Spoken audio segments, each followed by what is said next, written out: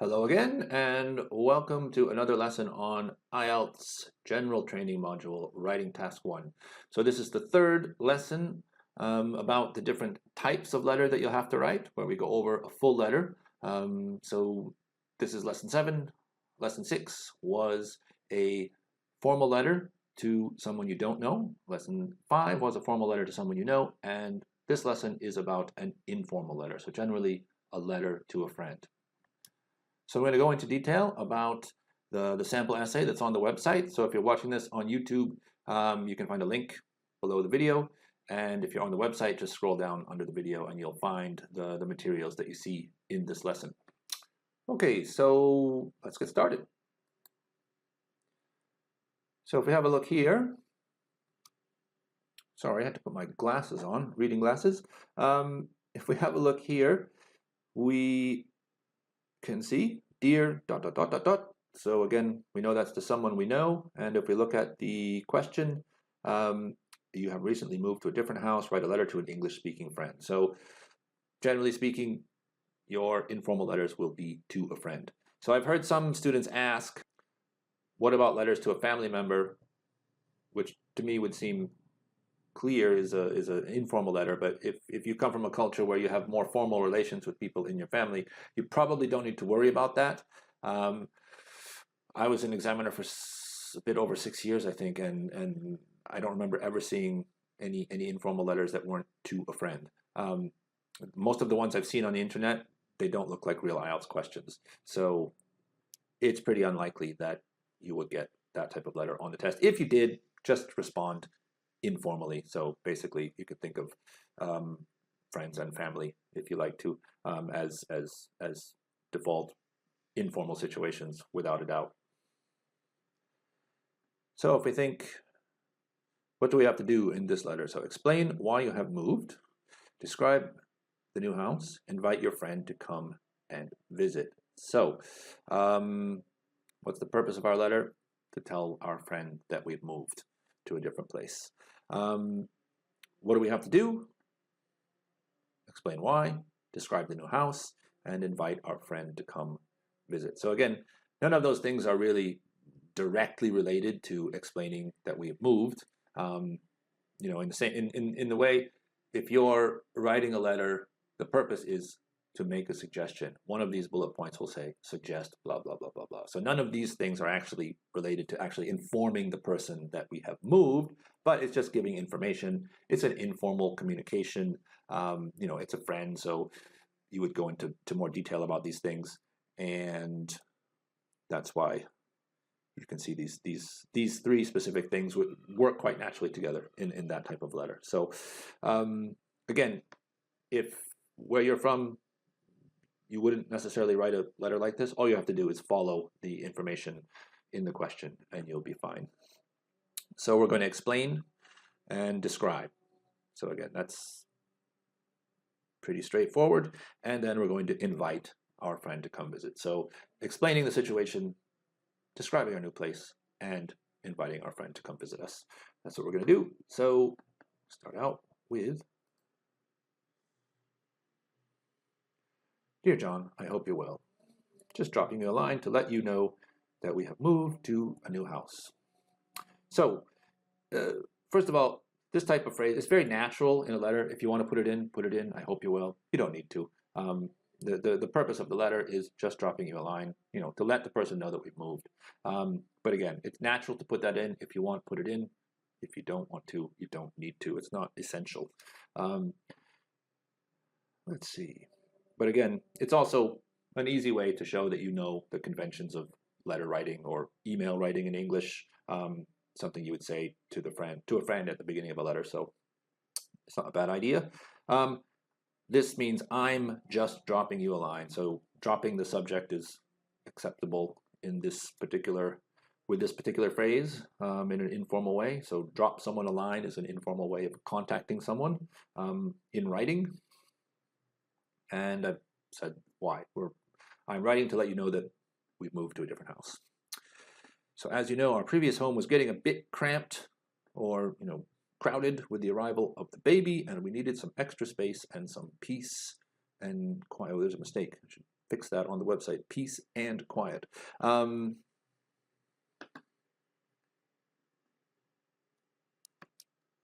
Okay, there we go. Now it's fixed. Some peace and quiet.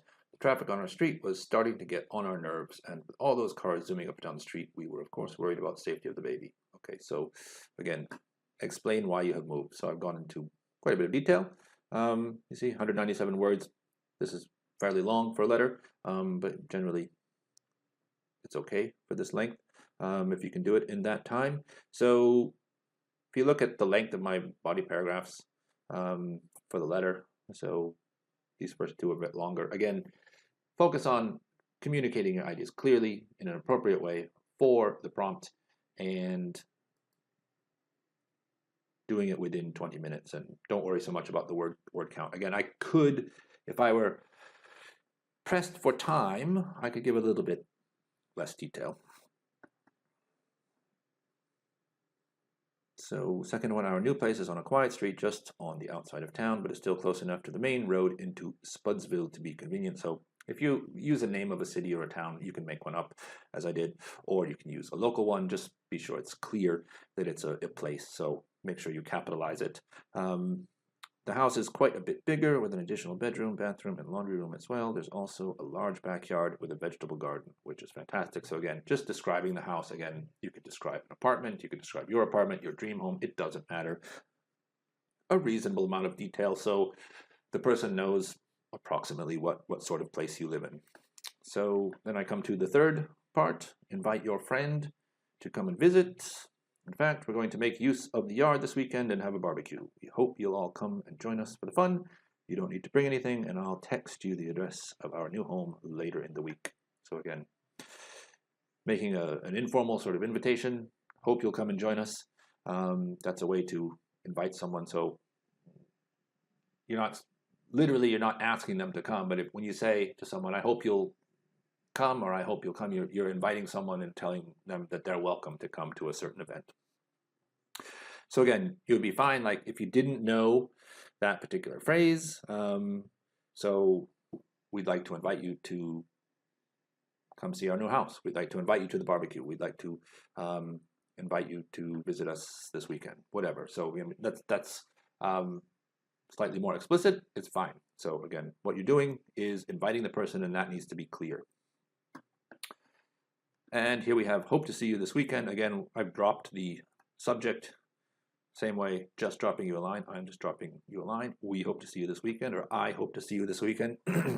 That's something that's done in informal writing, especially like in an email or a letter.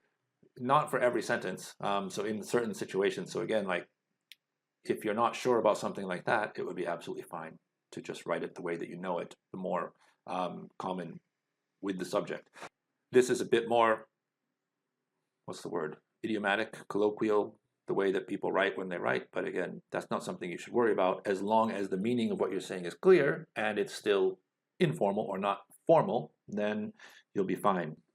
The point is that you memorize at least one phrase for every single function. You know, again, the functions here are describing, explaining, inviting, that you'll encounter on the test for both formal and informal. That way you won't have any problems like that, because it can be really difficult to know, like if English is not your first language, then I'm dropping you a line or I'm writing to inform you. Like if you know the meaning of those phrases, you might not have this feeling that one is formal and the other is informal. So if you memorize one phrase for each one, and so that you know whatever situation you encounter, you've got some language that you can use that's appropriate to get band 7 or higher, then you'll do well.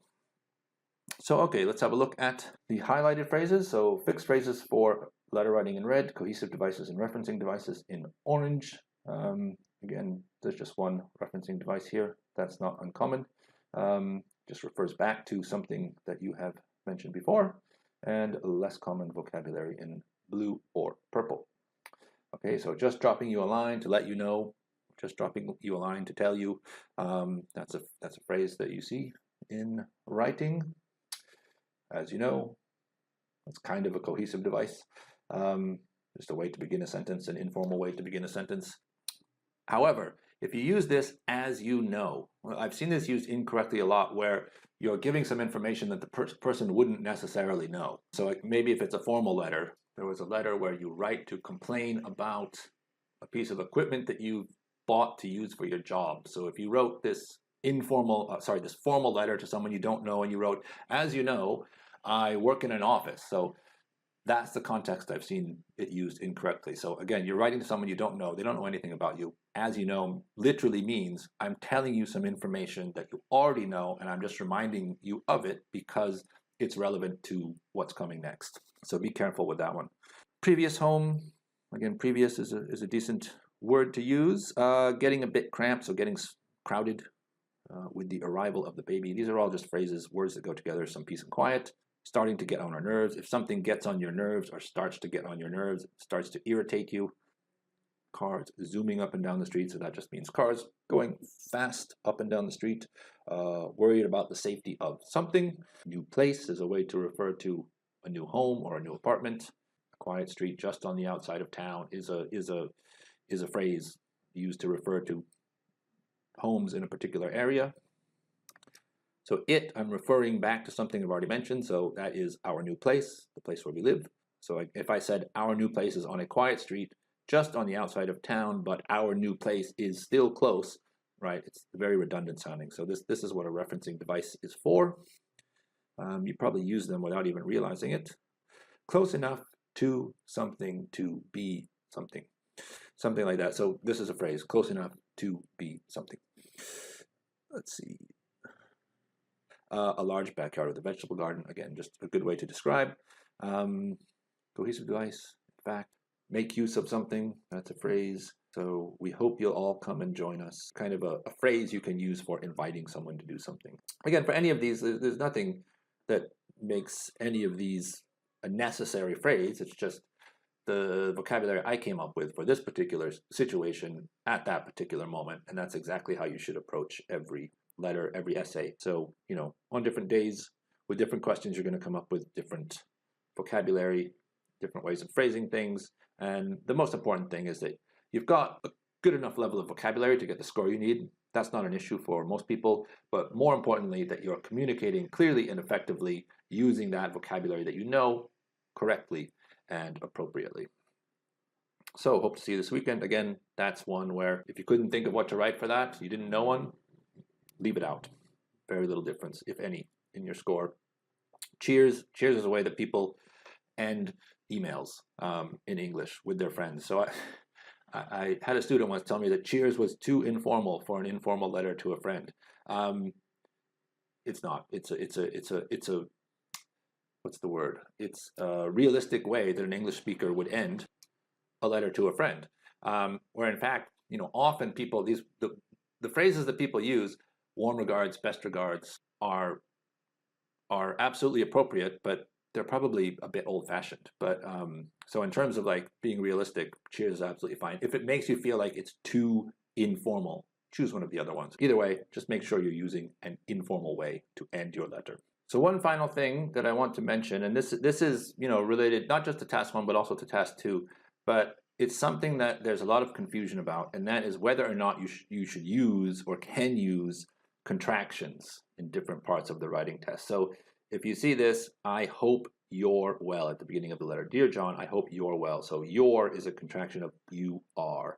A little bit later you can see, but it's still close. So it is a contraction of it is. We hope in the end, in fact, we're going to make use of the are this weekend and have a barbecue. We hope you will all come and join us. You don't instead of do not need to bring anything, and I'll instead of I will text you the address. So there's confusion about this not only among students, but actually also among English speakers and also among, I would say, IELTS examiners. So I'm going to give you what you should do in terms of what's allowable, but also what you should do to give yourself the best chance to get the score that you need.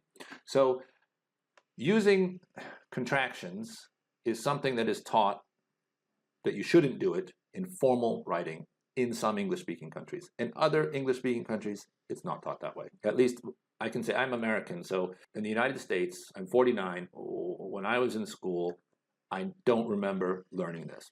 Possibly I was absent that day or I wasn't paying attention, but I've asked other English speakers about this and have also heard from other people that, yeah, we don't do that. We use contractions in formal writing also. And from a smaller number of people have heard, no, you don't use contractions in formal writing. So it's a stylistic thing that I think in some other English speaking countries, they teach that you should not use contractions in formal writing. So if you're curious about something like this, for me, I always just go to the Cambridge books and look at all of the examples that are written by examiners to find the answer. And I figure, if you can find formal writing with contractions or informal writing without contractions, then that means it doesn't really matter. And that's what you can find in the Cambridge books. So most of the examples of formal writing do not use contractions. Most of the examples of informal writing do use contractions, like I've done here. However, there are examples of both formal writing with contractions and informal writing without contractions in the materials from Cambridge. And Cambridge generally doesn't have a preference for the type of English that people use in the exam. And like I said, this is a stylistic thing that depends on which English-speaking country you're referring to. So in other contexts, like the difference between Canadian English or British English and American English and New Zealand English, Australian English, South African English. So that would tell you that, you don't have to use contractions when you write an informal letter, and it's not a big deal if you use contractions when you write formally, either task 2 or a formal letter. However, I've also heard IELTS examiners say the opposite. So basically saying what they learned in their country. You can't use contractions when you write formally, and you must use contractions when you write informally. Now, according to Cambridge, they're wrong. However, you don't want to be in that situation. So the best thing to do would be to write informal letters with contractions, write formal letters or writing task 2 without contractions, and if you make a mistake, don't worry about it. So even if you did get an examiner who thought that it has to be this way, it's such a small thing that it's really, really, really, really, really unlikely that it's going to have any major effect on your score. So again, if there is confusion about that, and that's the answer of like, what's the real answer, but also what you should do in this situation is not exactly the same as what the true answer is to can you use contractions, where can you use contractions in the IELTS writing test. So that concludes the lesson on informal letters. I hope you found it useful. Again, you can find lots of other information about task 1 letters and also writing task 2 and other parts of the IELTS test on the website, IELTScompass.com. So for writing, again, just do adequate practice in a variety of different situations, both formal and informal, in a variety of different topics, asking for a variety of different linguistic functions, thanking, apologizing, requesting information, etc., etc. And that's the best way you can prepare yourself for a flawless IELTS exam.